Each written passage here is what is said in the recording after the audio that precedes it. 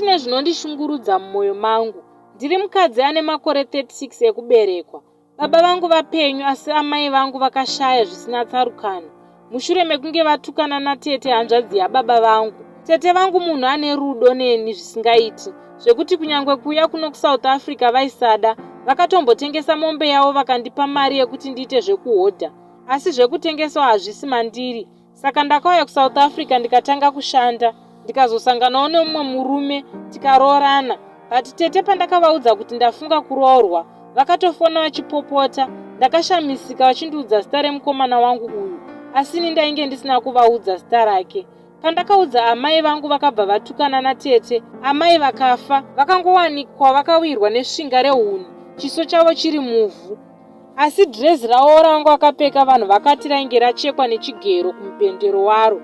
After taviga amai vangu, ndakadzoka kuSouth Africa, asi ndiri muqueue yekutenga madays pabhodha.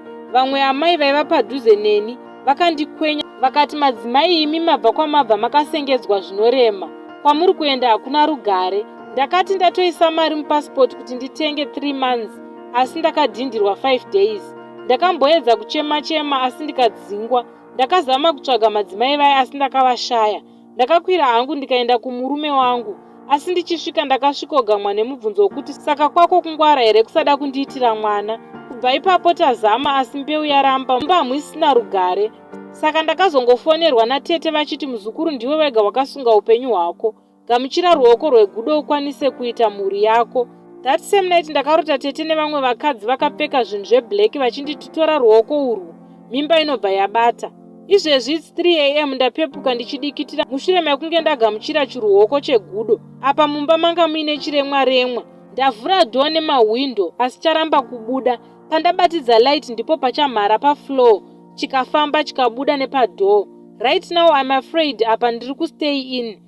Zvose izvi zvichangobva mukuitika, ndabva ndatoona message kuWhatsApp kangu yekuti I love you mwana wehanzvadzi yangu, kubva kuna tete vangu vaya. Please kana kuine vanodudzirawo hope ndibatsireiwo kuti chii ichi chiri kuitika muupenyu hwangu. Ndatenda hangu kune vachabatsira.